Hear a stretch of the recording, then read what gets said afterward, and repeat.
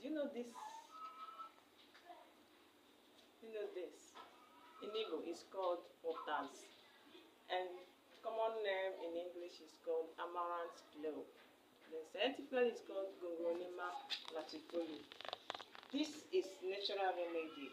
Potas is a natural remedy for reducing blood sugar. You don't need to worry. You don't need to worry. Many of you know this, especially the Igbos. You use it to make some sauce when you want to use it to eat yam, roasted yam, or fried yam.